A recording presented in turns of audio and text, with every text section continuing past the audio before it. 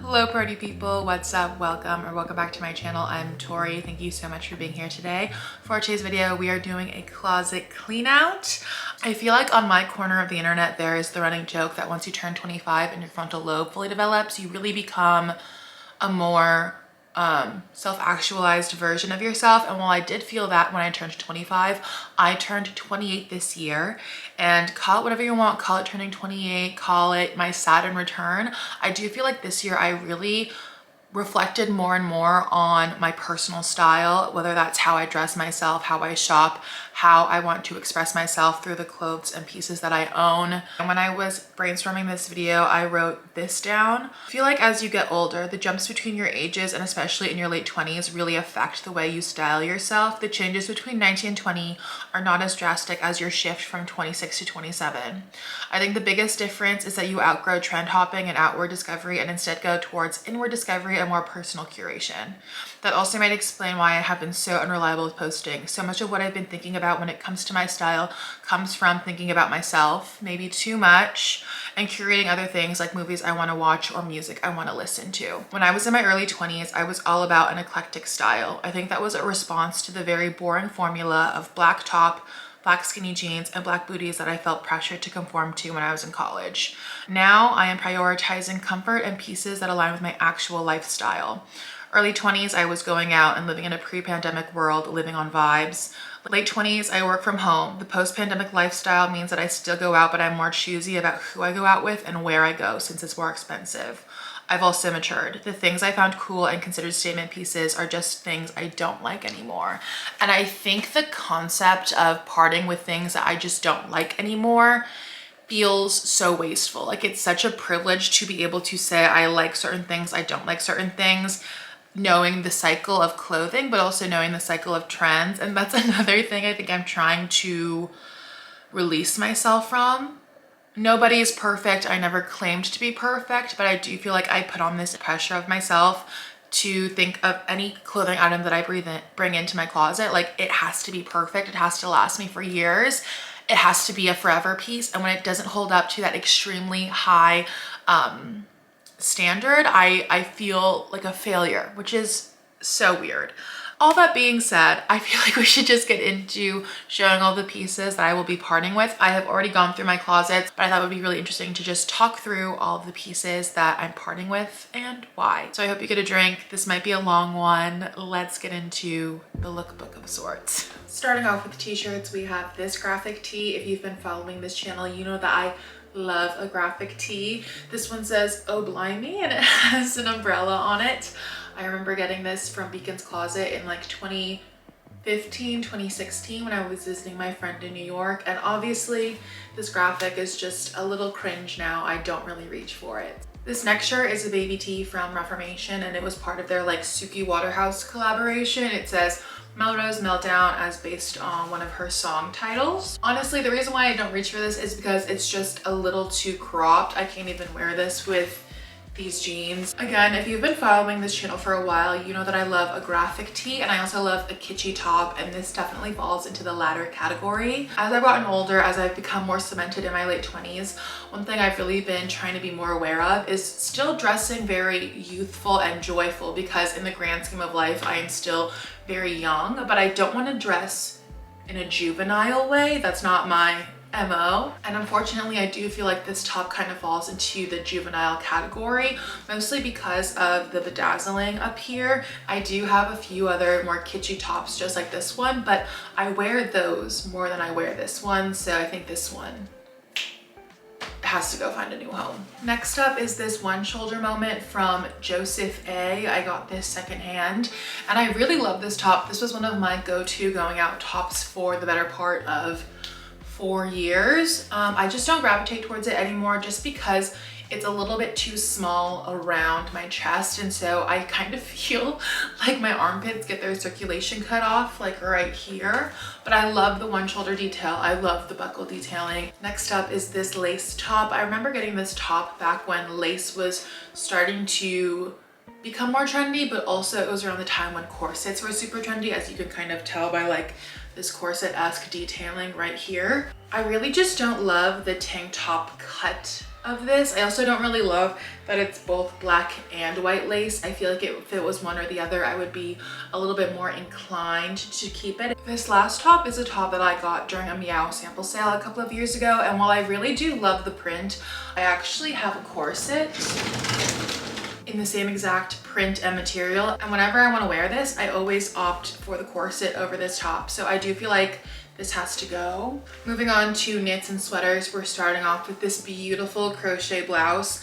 I'm actually gonna give this back to my mom because I do think I stole it from her, but this was definitely one of those items that I wore a lot during the pandemic and especially during the summertime because it's kind of the perfect bathing suit cover up. Again, this blouse being both black and white, it feels a little bit too busy for me, and I also do think it does kind of read a little bit more juvenile and childish.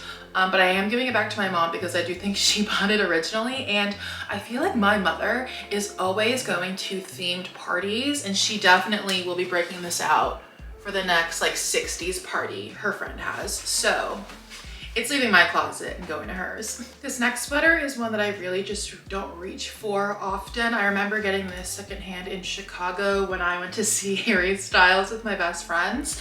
And I don't know, there's just something about the color. I think it's kind of like, or maybe even the texture that really just kind of reads as frumpy to me. And I never want to feel that way when I'm wearing my clothes, especially because I do feel like I'm at a crux in my life where I feel very young and very old at the same time. So frumpy is not on my list of words I would like to describe my style as. Next up, we have this sweater. This is from Levi's, and this is a size medium, and as you can see, it's very oversized. And I know that wearing flattering clothing is not the end all be all, and it's not something that should be super important to you. However, I just don't feel very confident when I wear this and the way it kind of drapes on me. So for that reason, we will be parting ways. And then similarly, I have this Levi's sweater, also oversized, but this one is in a large and is in a different colorway. And again, I feel like it just eats my figure in a way that I don't really like. I'm also someone who's very top heavy. I carry a lot of my weight in my stomach, and I'm very aware of that. So with the way it drapes me, it just is not my favorite. I've tried styling it in the springtime with skirts. I've styled it with denim, and I just feel like it's not for me, and that there's no point in it taking up space and collecting dust in my closet. This sweater is one of those sweaters that I think is very reminiscent of the Scandi girl style that plagued everyone's For You page for quite some time. It also reminds me of something that I really love from Gani, but unfortunately I just don't wear the sweater enough because it is so itchy. I'm literally wearing a tank top underneath right now and I can feel the itch. I really loved the design of these sleeves. I love how they're kind of like poofing out and bubbly, but it is just too itchy for me. I can't stand it. Maybe someone who has less sensitive skin will enjoy this, but it's not for me. Next up, we have a couple of cardigans. The first is this one from Unif. I mean, the color, the print, it's such a beautiful cardigan. It's so thick, it's so soft. It is 100% acrylic, but it is so soft. And unfortunately, I just don't wear it a lot. I feel like it's so, this is really like an iconic Unif piece, but I just feel like, again, this reads a little bit more juvenile than I would like. Sometimes I do think very highly of myself, and I think I am someone who's a very conscious consumer that makes really great choices. And then I have things like this in my closet.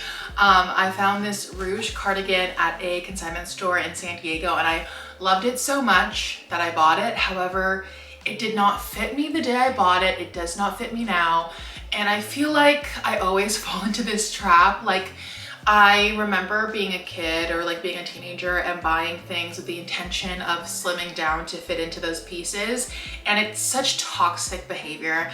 And I feel like I've come such a long way from how I was when I was a teenager. But sometimes those habits, like, they will just creep up on you. Those little like, those thoughts will creep up into your head, and this was one of those times where the thoughts were just running rampant in my brain. It's also so incredibly itchy, so I can see why someone brought it to the consignment store, but I need to part ways with it because at this point it is just making fun of me. Like, I can't even button it in a way that would look normal. Moving on to dresses, I have a few dresses I will be parting ways with, starting with this 3-tiered cotton dress from the brand Cotton. This is one of those dresses that I think just reads a little bit too juvenile, a little bit too kid-ish, and I feel like it also doesn't help that it kind of shrunk in the wash a little bit. Like, it's a little too short, it barely covers the butt, so I don't feel very confident stepping out into the world wearing this. So next up, we have this strapless dress that I wore to bits, so much so that my grandma has replaced the elastic up here quite a few times. It has a slit on each side, as you can see. And again, I feel like this just reads a little bit too juvenile. I feel like it also is just a little bit too on the nose when it comes to like 90s fashion, and it feels almost costumey on me at this point. I feel like there was a time, especially when I had my short dyed hair, where I felt it was more of a look and more of a statement, but wearing this now, I'm just like, I feel like I'm dressing up for like someone throwing like a 1999 VMAs party. Like, it just doesn't feel very me anymore, but I loved finding this. I remember finding this at the Silver Lake Flea, and the person who owned the booth, she was like, wait, I had the perfect thing for you, because she saw my butterfly tattoo and she pulled this off the rack for me. So that was very sweet. This next dress is a Hill House dress. I really fell in love with Hill House over the pandemic. I have this dress, and I also have one of their classic nap dresses, and I'm parting ways with this one because this one did shrink in the wash. It barely covers my butt, so it's an item that I don't really wear outside or in public really, because I'm so self-conscious about flashing people. I think the last time I wore this was for a costume on Halloween where I was an angel, and I feel like it was Halloween. I was feeling a little bit more frisky. This next dress is a dress that I thrifted a long while ago. I don't even remember where I found this dress, but I really have not worn it since purchasing it a few years ago.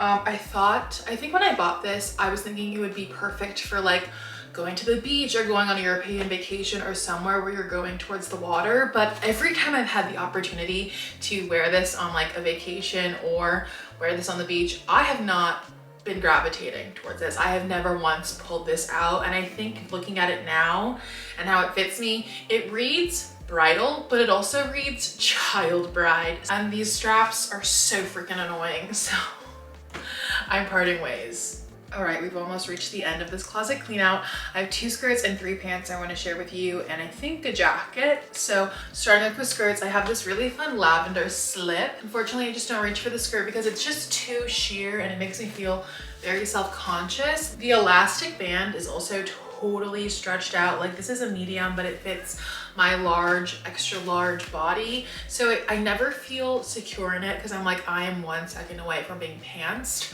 This next skirt is a double whammy of it doesn't fit me anymore, and it does read a little bit childish, and it is this Merona mini skirt with built-in shorts. I have featured this skirt in so many lookbooks, styling videos, what have you. It's so cute. I'm sad to part with it, but it must be done because I can't even wear it.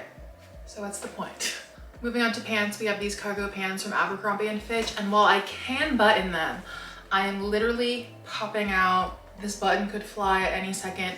I cannot sit down when I wear these cargo pants, so for that reason, they've got to go. This next pair of pants kind of has the same problems as the cargos, where it buttons but barely, and the crotch looks very weird, which is why I don't wear it a lot. And these are the iconic, the infamous, the Melina pants from Aritzia. I like to call these pants my pop star pants. I remember finding these at the Rose Bowl Flea. They were like $30 and they looked so cool. How many times have I worn them? Not many. Unfortunately, I just don't really wear these pants as much as I thought I would, which is very interesting because I bought these to replace my last pair of pop star pants that I wore all the time when I was going out when I was 22. And then I realized I'm not 22 anymore. I'm not really gravitating towards this style. I also feel like these pants are just a little bit too casual feeling. Like they kind of wear like a sweatpant, even though they look a little bit more fun and party-like. I also don't love the crotch of these as well. I feel like that's kind of like the common theme with all the pants that I am removing from my closet, but they're just so fun and cool.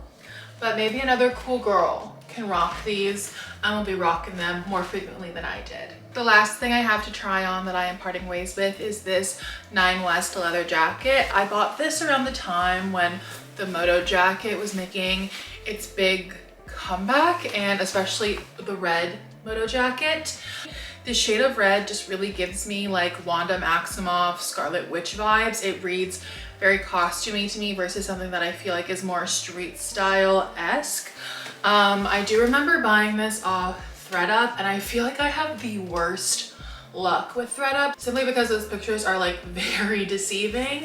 I think I mentioned this piece in like my pieces I want to style this fall video, but she was never styled. Well, party people, that's it for this closet clean out. I hope you enjoyed. Honestly, I already feel lighter doing this and kind of going through all of the things I already own. So I encourage you all to do the same if you're free and willing. If you made it this far, thank you so much. I loved having you around. If you want to see more of me, feel free to follow me over on TikTok or Instagram. I'm also on Letterboxd and Storygraph. And yeah, I will see you very soon for the next one. Bye.